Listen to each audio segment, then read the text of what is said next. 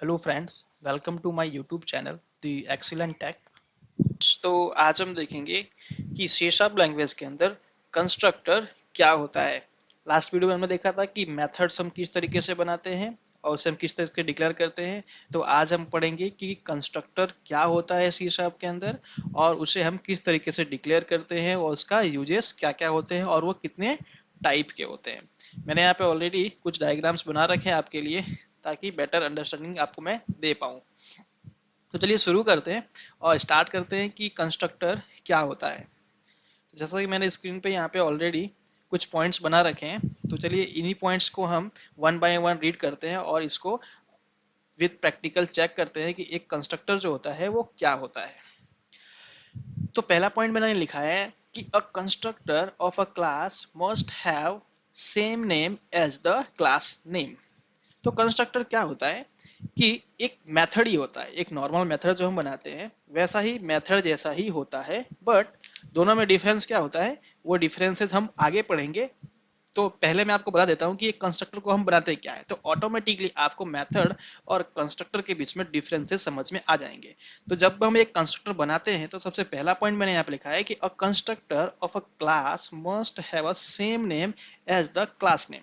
It means ऐसा है कि जब मैं एक कंस्ट्रक्टर बनाऊं तो उसका जो नेम होता है वो किसके नेम के बराबर होना चाहिए, क्लास के नेम के इक्वल होना चाहिए। तो चलिए यहाँ पे शुरू करते हैं और एक क्लास के नेम का कंस्ट्रक्टर बनाते हैं। तो मैंने यहाँ पे लिखा है क्या, प्रोग्राम। ठीक है, ये मैंने यहाँ पे एक मेथड जैसा बनाया है प्रोग्राम। करेक्ट। तो ये क्या है, एक कंस्ट्रक्टर है। अभी आगे बढ़ते हैं। A constructor of a class must have same name as a class name. हमने यहाँ पे एक मेथड जैसा बनाया और इसको एक नाम दे दिया प्रोग्राम का। A constructor can not be abstract, final and synchronised.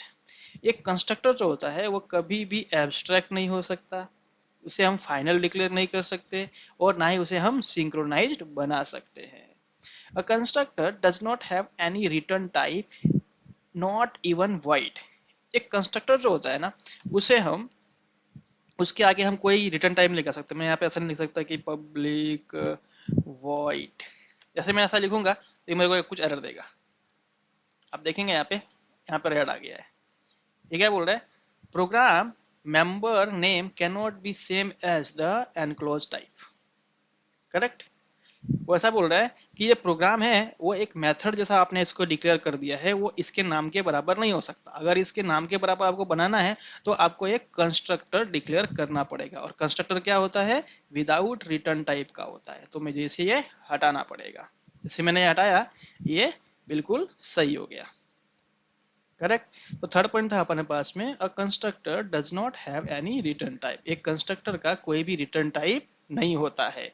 ना मैं यहाँ पे इंटीजर लिख सकता हूँ, ना ही मैं यहाँ पे वर्ड लिख सकता हूँ, ना ही, तो वही यहाँ पे लिखा है मैंने, किसी भी टाइप का रिटर्न टाइप हम इसमें नहीं दे सकते। अ class can have any number of constructor. मैं यहाँ पे ना कितने भी टाइप के कंस्ट्रक्टर बना सकता हूँ। मैंने यहाँ पे एक बनाया, दो, तीन। ठीक है। अभी यहाँ पे ये तीन सब के सब सेम है, तो मेरे को क्या, डिफरेंट डिफरेंट पैरामीटर देने पड़ेंगे। यहाँ पे इंटीजर ए दे दिया, integer a comma integer B.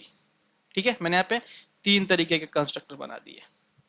तो नंबर ऑफ कंस्ट्रक्टर बना सकता हूँ मैं इसी क्लास के नेम के अकॉर्डिंग। देखो, प्रोग्राम प्रोग्राम प्रोग्राम, मैंने यहाँ पे तीन बना दिए। ऐसे मल्टीपल बना सकता हूँ, बट उसकी डेफिनेशन मेरे को अलग अलग देनी होगी। तो वही मैंने यहाँ पे पॉइंट लिखा है कि a constructor, a class can have any number of constructor. मैं यहाँ पे कितने भी कंस्ट्रक्टर बना सकता हूँ एक क्लास के नाम से।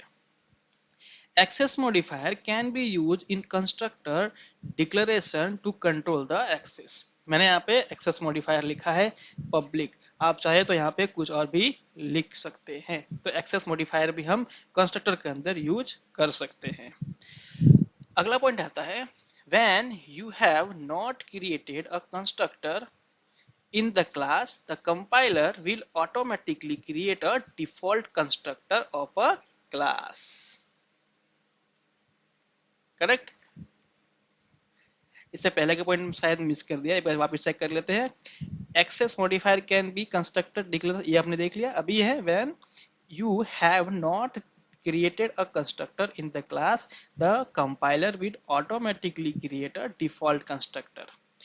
फ्रेंड्स, इस पॉइंट को हम समझते हैं कि अगर मैं यहाँ पे कोई एक कंस्ट्रक्टर नहीं बनाता हूँ, फिर भी क्या होता है जब मैं इस क्लास का ऑब्जेक्ट बनाता हूँ, मैंने यहाँ पे कॉपी करके इसका एक ऑब्जेक्ट बनाता हूँ, control V, program equal to new programme.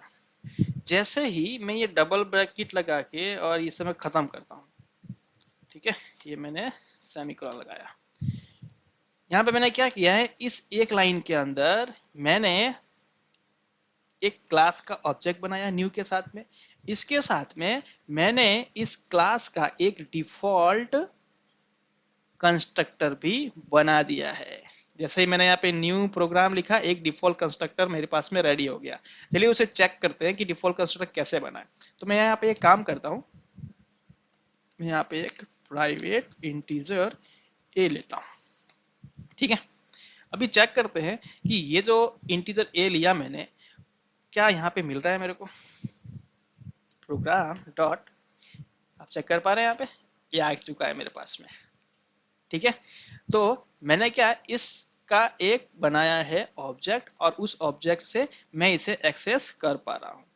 तो अगर मुझे इस प्रोग्राम का जो मैंने यहाँ पे एक ऑब्जेक्ट बनाया है प्रोग्राम का, तो ये मेरा क्या हो गया, एक डिफॉल्ट कंस्ट्रक्टर। अगर आप कोई कंस्ट्रक्टर की डेफिनेशन नहीं भी देते हैं तो कंपाइलर ऑटोमेटिकली एक कंस्ट्रक्टर बना देता है, जिसे हम कहते हैं डिफॉल्ट कंस्ट्रक्टर। आगे बढ़ते हैं हम और नेक्स्ट पॉइंट चेक करते हैं। व्हेन यू हैव क्रिएटेड, ये हो गया हमारे पास में, created default constructor of a class. The default constructor initialize all numeric fields in the class to 0 and all string and object fields to null। Done, वो चेक कर लेते हैं एक बार। तो ये कह रहा है कि जो डिफॉल्ट कंस्ट्रक्टर होता है, हमने जो भी इस प्रोग्राम का डिफॉल्ट कंस्ट्रक्टर बनाया है, अगर उसके अंदर हम कोई भी चीज इनिशियलाइज करते हैं, सपोज करो कि मैंने यहाँ पे एक प्राइवेट इंटीजर ए एक लिया था मैंने वेरिएबल, ठीक है। अभी मैं यहाँ पे एक और लेता हूँ, प्राइवेट स्ट्रिंग str, डन। तो जैसे ही मेरा ये रन होगा तो वो क्या करेगा, डिफॉल्ट एक कंस्ट्रक्टर बनाएगा, और उस डिफॉल्ट कंस्ट्रक्टर से ये दोनों इनिशियलाइज होंगे, क्योंकि ये क्लास के मेंबर है।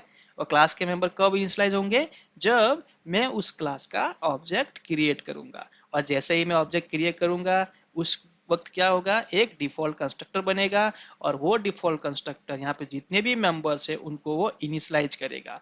और इनिशियलाइज करते वक्त वो इनकी साइज क्या देगा, वो चेक करते हैं। तो जब भी कोई इंटीजर वैल्यू होती है, इट मीन्स कोई वैल्यू टाइप डेटा होता है, तो उसकी डिफॉल्ट वैल्यू क्या होती है, 0। चलिए चेक करते हैं एक बार, console डॉट राइट लाइन, मैं यहाँ पे प्रोग्राम डॉट ए लिखता हूँ, डन।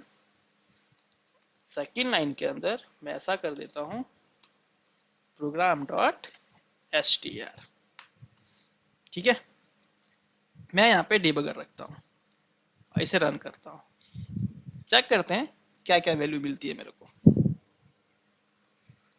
F10 करूँ, जैसे ही मैंने इस लाइन को एग्जीक्यूट किया तो क्या हुआ होगा, मेरे पास में इस प्रोग्राम के अंदर दो, ये जो मेंबर है मेरे पास में क्लास के, ये दोनों मेंबर इनिशियलाइज हो गए होंगे डिफॉल्ट कंस्ट्रक्टर से, और इनकी वैल्यू भी असाइन हो गई कि डिफॉल्ट, इसके सामने 0 और ये इसके सामने नल। तो चलिए चेक करते हैं, आया मेरे पास में 0 एंड नल। वही लाइन मैंने यहाँ पे लिखा है, the default constructor initialize all numeric field into class to 0 and all string and object fields to null, done. तो आपको समझ में आ गया फ्रेंड्स, जब भी एक प्रोग्राम के अंदर हमने यहाँ पे कोई भी मेंबर इनिशियलाइज करते हैं, ऐसा लिख देते हैं हम, और जब भी हम उसका ऑब्जेक्ट बनाते हैं तो वो ऑब्जेक्ट एक डिफॉल्ट कंस्ट्रक्टर क्रिएट करता है, और वो डिफॉल्ट कंस्ट्रक्टर उस क्लास के अंदर जितने भी मेंबर फील्ड्स होते हैं उनको एक डिफॉल्ट वैल्यू असाइन करता है। और वो डिफॉल्ट वैल्यू क्या होती है, अगर वैल्यू टाइप का होता है तो 0, और ऑब्जेक्ट टाइप का होता है तो नल। तो इसको मैं कंटिन्यू कर देता हूँ अभी के लिए, आगे बढ़ते हैं। अभी ये तो 2 पॉइंट है लास्ट के, ये दोनों पॉइंट अलग अलग है, वो एक नॉर्मल कंस्ट्रक्टर के लिए नहीं है। तो यहाँ पे एक अलग टाइप का कंस्ट्रक्टर है, static constructor can not be a parameterized constructor. हमारे पास में कंस्ट्रक्टर के कुछ टाइप्स होते हैं, उसमें एक टाइप होता है स्टैटिक कंस्ट्रक्टर। तो ये उसकी डेफिनेशन है, with in a class you can create only one static constructor. Static constructor में क्या होता है कि हम एक क्लास के अंदर सिर्फ एक ही स्टैटिक कंस्ट्रक्टर बना सकते हैं, दूसरा स्टैटिक कंस्ट्रक्टर हम नहीं बना सकते। तो चलिए हम कंस्ट्रक्टर के टाइप के बारे में समझते हैं कि कंस्ट्रक्टर कितने टाइप के होते हैं। तो जैसा कि इस डायग्राम में मैंने आपको बताया है कि type of constructor in C sharp. Done. तो हमारे पास में सी शार्प के अंदर 5 टाइप के कंस्ट्रक्टर हम डिफाइन कर सकते हैं। तो पहला आता है हमारे पास में डिफॉल्ट कंस्ट्रक्टर। मैं ये सारी चीज़ें आपको प्रैक्टिकली करके नेक्स्ट वीडियो में बताऊंगा, मैं यहाँ पे बस इसकी डेफिनेशंस वगैरह मैं आपको बता देता हूँ कि क्या होता है डिफॉल्ट कंस्ट्रक्टर, क्या होता है पैरामीटराइज कंस्ट्रक्टर, क्या होता है copy, static and private constructor. ठीक है, तो मैं एक अलग से डेफिनेशन के साथ में एक डायग्राम बना रखा है, तो यहाँ पे चलते हैं और चेक करते हैं कि पहला डिफॉल्ट कंस्ट्रक्टर हम किसे कहते हैं। तो डिफॉल्ट कंस्ट्रक्टर क्या होता है, अभी जैसे मैंने बताया आपको कि अगर मैं एक क्लास को इनिशियलाइज करता हूं तो एक डिफॉल्ट कंस्ट्रक्टर क्रिएट होता है, भले ही मैं उसे यहाँ पे डेफिनेशन में लिखूं या नहीं लिखूं। तो अगर आपको उसको डिस्क्राइब करना है एक डिफॉल्ट कंस्ट्रक्टर को, तो उसको लिखने का क्या तरीका होता है, आपको सिंपली क्या करना होता है, उस क्लास के नाम का एक मेथड बनाना होता है। ठीक है, जैसे आप उस क्लास के नाम का मेथड बनाएंगे, एक आपके पास में क्या हो जाएगा, डिफॉल्ट कंस्ट्रक्टर रेडी हो जाएगा। तो यहाँ पे वही लिखा है, a constructor with no parameters is called as a default constructor. Done. Second है मेरे पास में पैरामीटराइज कंस्ट्रक्टर। पैरामीटराइज कंस्ट्रक्टर में क्या होता है, constructor having at least one parameter is called as parameterize constructor. मैंने इस एग्जांपल में आपको समझाया है कि यहाँ पे देखो, मैंने यहाँ पे प्रोग्राम नाम का ही एक मेथड बनाया है, कंस्ट्रक्टर बनाया है, और इसके साथ में मैंने इंटीजर x और इंटीजर y दो वैल्यू पास की है। तो इसमें क्या हो गया, मैंने इस कंस्ट्रक्टर के अंदर दो पैरामीटर पास किए, तो इसको क्या हम क्या बोलेंगे, पैरामीटराइज्ड कंस्ट्रक्टर। थर्ड नंबर पे आते हैं कॉपी कंस्ट्रक्टर। कॉपी कंस्ट्रक्टर में क्या होता है, the constructor create an object by कॉपिंग variable from another object. मतलब क्या है कि एक मैंने कंस्ट्रक्टर बनाया यहाँ पे, और इस कंस्ट्रक्टर के अंदर मैंने उसी क्लास का एक इंस्टेंस बनाया है प्रोग्राम नाम का, लेकिन इस प्रोग्राम के अंदर वैल्यू कहाँ से आएगी, तो यहाँ लिखा है मैंने object by कॉपिंग variables from another object. इसके अंदर जो वैल्यू आएगी वो कहीं और से कॉपी की हुई वैल्यू इसके अंदर हम पास करते हैं, तो उसे हम क्या बोलते हैं, कॉपी कंस्ट्रक्टर। मैं ये सारी चीजें आपको प्रैक्टिकली करके बताऊंगा, बट ये सारी चीजें अगर मैं एक ही वीडियो में बताऊंगा तो आप ज़्यादा कंफ्यूज हो जाएंगे, इसलिए मैं वन बाय वन इन सब को डिस्क्राइब करूंगा मेरे नेक्स्ट वीडियो के अंदर। अगला है मेरे पास में स्टैटिक कंस्ट्रक्टर। तो स्टैटिक कंस्ट्रक्टर में कैसा होता है, when a constructor is created using a static keyword.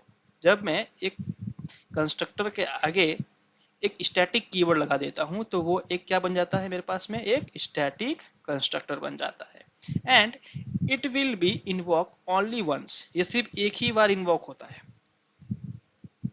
For all the instance of a class, सिर्फ एक ही बार ये इन्वॉक होता है स्टैटिक कंस्ट्रक्टर, जैसा कि मैंने यहाँ पे भी बताया था आपको। और static constructor can not be parameterize, वो एक तो वो पैरामीटराइज नहीं हो सकता, ठीक है, और with in a class you can create only one static constructor, और सिर्फ एक ही स्टैटिक कंस्ट्रक्टर हम एक क्लास के अंदर बना सकते हैं। वो 2 पॉइंट इस क्लास कंस्ट्रक्टर के थे, वो मैंने वहाँ पे इसलिए लिखा ताकि मैं इस वीडियो को इससे रिलेट कर सकूँ। अगला चलते हैं मेरे पास में प्राइवेट कंस्ट्रक्टर। तो प्राइवेट कंस्ट्रक्टर क्या होता है, if a constructor is created with private specifier is known at private constructor. मैंने यहाँ पे जो वीडियो है वहाँ पे मैंने बताया था, यहाँ पे मैंने स्टैटिक एक जो अभी एक काम करता हूँ मैं यहाँ पे प्रोग्राम पब्लिक प्रोग्राम, ये मैंने एक कंस्ट्रक्टर बनाया, यहाँ पे मैंने एक एक्सेस मॉडिफायर रखा है पब्लिक। तो आप जैसे यहाँ पे प्राइवेट कर देते हैं तो ये जो कंस्ट्रक्टर होगा वो मेरा क्या हो जाएगा, एक प्राइवेट कंस्ट्रक्टर बन जाएगा। If a constructor is created with private specifier is known as a private constructor. तो ये एक बेसिक सिंटैक्स है जो मैंने इस इमेज के अंदर रखा है, और एक बेसिक सा एक डेफिनेशन है जो मैंने आपको बताया। हम इन सारी चीजों को नेक्स्ट वीडियो में वन बाय वन सारी चीज़ों को प्रैक्टिकल करके देखें कि क्या होता है डिफ़ॉल्ट कंस्ट्रक्टर, उसके अंदर कैसी कैसी वैल्यू हम असाइन कर सकते हैं, और वह वैल्यू जो होती है वो कब असाइन होती है। पैरामीटराइज कंस्ट्रक्टर का वाकई में यूज कब आता है, वो हम कैसे यूज करते हैं वो भी हम देखेंगे।